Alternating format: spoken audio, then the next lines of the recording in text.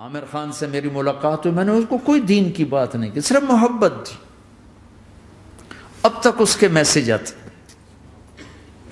کہ میں زندگی میں کسی سے متاثر نہیں ہوا، تم پہلے آدمی ہو جس سے میں متاثر ہوں، میں نے کوئی جادو کیا، صرف محبت۔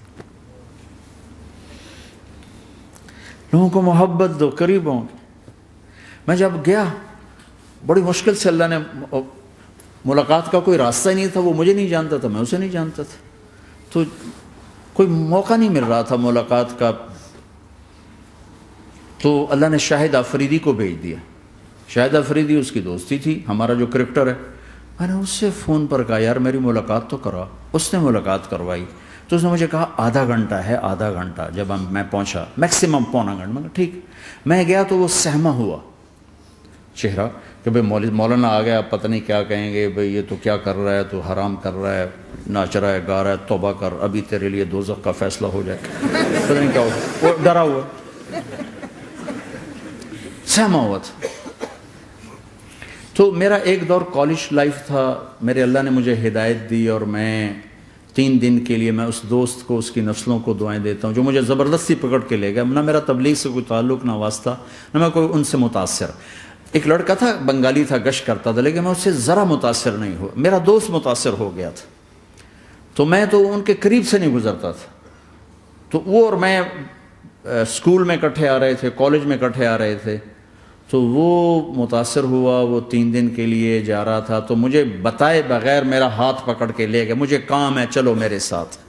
اور میں اس کو انکار نہیں کر سکتا تھا، یہ میرا اس کا تعلق تھا۔ اب بھی اسی طرح بھائیوں جیسا تعلق، میں اس کا احسان ماں، مجھے زبردستی لے گیا۔ ہمارے پنجابی کی مثال ہے، کبے نو لت لگی وہ سیدھا ہو گیا۔ وہ جو ہوتا ہے ہنچ بیک ہوتا ہے نا، اس کو کسی نے لات ماری تو وہ سیدھا ہو گیا۔ مہربانی بھائی تیری لات سے میں سیدھا ہو گیا، تو مجھے تو وہ کبے والی لت پہ گئی۔ تو اللہ نے مجھے اس طرف لگا دیا۔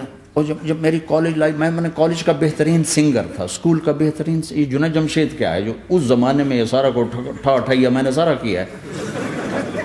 تو اب وہ بیچارہ ایسے بیٹھا ہوا، تو میں نے اس سے بیٹھتے فلموں کی باتیں شروع کر دی۔ اور تھوڑی دیر بعد کہ میں نے محسوس کیا کہ فرام 60 to 72 جو فلم انڈسٹری کو جتنا میں جانتا تھا اتنا وہ نہیں جانتا تھا۔ تو اس کے اوپر میرے علم کا روپ پڑ گیا، اس کی لائن کا علم تھا نا۔ تو وہ تو حیران پریشان، یہ واز تو ہو نہیں رہا۔ تو کبھی دلیپ کمار کی باتیں شروع ہو گئیں، کبھی راج کپور کی شروع ہو گئیں، اور کبھی محبوب صاحب شروع ہو گئے، کبھی مدن موہن شروع ہو گئے۔ وہ آدھا گھنٹہ تو یوں ہی گزر گیا۔ تو آدھے گھنٹے کے بعد میں نے کہا جی ہمارا تو ٹائم اوور کا نہیں، اٹھیں چلے ادھر چل کے بیٹھتے۔ وہ کھانے کی ٹیبل پر تھے تو ہم وہاں جا کے بیٹھ گئے، پھر وہیں باتیں شروع ہو گئیں۔ جب اس کا سارا خوف دور ہو گیا اور ریلیکس ہو گیا، اس میں پونے گھنٹے سے 50 منٹ گزر گئے تھے، تو پھر میں نے کہا عامر بھائی آپ حج پہ آئے ہیں، اگر آپ اجازت دیں تو آپ کو اپنے نبی کا حج سنو۔ کہنے لگے ہاں جی ضرور سنائی۔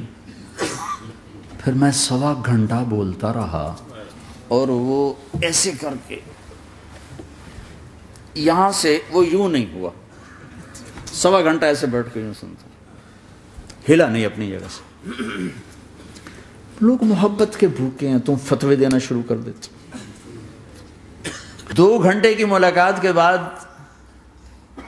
جب ہم نکلے تو نیچے تک چھوڑنے آیا عامر خان۔ حج کے بعد میں نے کہا ایک ملاقات اور ہو جائے گا، ضرور ہوگی۔ پھر اس کا میسج آیا کہ میں مدینے چلا گیا ہوں، معذرت چاہتا ہوں۔ میں نے کہا میں مدینے آ جاؤں گا، میں مدینے پہلے ہو آیا تھا حج سے پہلے۔ تو اس نے کہا کہ آپ 14 تاریخ کو آ جائیں، 4 سے 6 کا ٹائم میں نے آپ کے لیے رکھا ہے۔ تو میں جنید اور ایک اور ساتھی ہم دوبارہ وہاں چلے گئے 4 بجے، 4:15 ہم اس کے ساتھ ہماری سٹنگ شروع ہوئی، 4:15 سے 10:15 تک 6 گھنٹے مسلسل، اور اس کے ماتھے پہ ذرا نشان نہیں آیا کہ میں بور ہو رہا ہوں۔ اور اس کے بعد ہم اٹھے، اس کا جی نہیں چاہ رہا تھا کہ ہم اٹھ کے چلے جائیں، محبت۔ پھر ایک امتحان پڑ گیا، میں اجتماع میں تھا رائمنڈ کے پچھلے سال، اس کا میسج آ گیا میری فلم تلاش آ رہی، اس کی کامیابی کی دعا کرو۔ لے بھائی اے چنگی بڑی. میں کہا اب کیا کروں؟ جواب دینا بھی ضروری، دعا بھی نہیں ہو سکتی، کیا کروں؟ تو جب وہ میسج آیا تو میرے سامنے کوئی 10-12 علماء بیٹھے تھے. میں نے کہا بھائی یہ میسج ہے، اس کا جواب دو. کہا جی یہ ہمارا فیلڈ نہیں تمہارا ہے، تو ہی جواب دے. میں سارا دن سوچتا رہا، مجھے کوئی جواب سمجھ میں نہیں آیا کہ جان بھی بچ جائے، جواب بھی چلا جائے. پھر اگلا دن بھی گزر گیا، مجھے کچھ سمجھ میں نہیں آیا. میں عصر کا وضو کر رہا تھا، ایک دم اللہ نے ایک مضمون دل میں ڈالا. تو میں نے فوراً بیٹھ کے اس کو میسج کیا کہ عامر بھائی جو کریٹو ہوتا ہے نا ذہن، یہ اللہ کسی کسی کو دیتا ہے. تخلیقی ذہن یہ اللہ تعالیٰ کسی کسی کو دیتا ہے، ہر ایک کو نہیں دیتا. اور یہ اللہ کی بہت بڑی عطا ہوتی ہے. اور میں نے تمہارے ساتھ جو وقت گزارا اس میں نے دیکھا کہ اللہ نے تمہیں تخلیقی ذہن دیا ہے، تم کریٹر ہو. اور جو لوگ اس ٹائپ کے ہوتے ہیں وہ کامیابی ناکامی کی پرواہ نہیں کرتے، وہ اپنے کام سے کام رکھتے ہیں. آپ کا بھائی تو فوراً اس کا میسج آیا، آپ ٹھیک کہہ رہے ہیں، آپ ٹھیک کہہ رہے ہیں. بات ہو گئی. پھر میں تھا ہانگ کانگ، میں نے وہاں سے اس کو میسج کیا. دیکھو کسی مصروف آدمی کو براہ راست فون نہ کیا کرو، میسج کیا کرو کہ میں آپ کو فون کر سکتا ہوں، چونکہ میں اس کا بہت ستایا ہوا، بہت ستایا. تو میں نے اسے میسج کیا کہ میں طارق جمیل ہانگ کانگ میں آپ کو فون کر سکتا ہوں، میں آپ کو فون کر سکتا ہوں. میں ہمیشہ اسے، اب بھی میرا فون پہ رابطہ ہے، میں پہلے اسے میسج دیتا ہوں میں آپ کو فون کر سکتا ہوں. اگر اس کا جواب نہ ہے پھر میں نہیں کرتا ہوں. کبھی وہ خود کر لیتا ہے، کبھی وہ میسج دے دیتا ہے کال کر لیں. تو تھوڑی دیر بعد اس کا فون آ گیا کیونکہ میں اس وقت دلی میں ہوں، کانفرنس میں تھا. تو میں نے آپ کا میسج دیکھا تھا، میں اٹھ کے باہر آ گیا ہوں، ابھی آپ سے بات کر کے پھر میں جاؤں گا. تو اسے باتیں کرتے کرتے کہنے لگا آپ کی دعا سے میری فلم کامیاب ہو گئی. میں کہا یا اللہ میں کوئی نہیں کی تھی تینوں.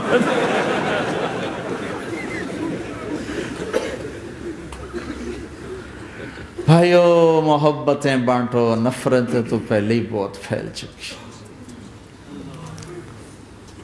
نشہ پلا کے گرانا تو سب کو آتا ہے، مزہ تو تب ہے کہ گردے کو تھام لے ساتھ.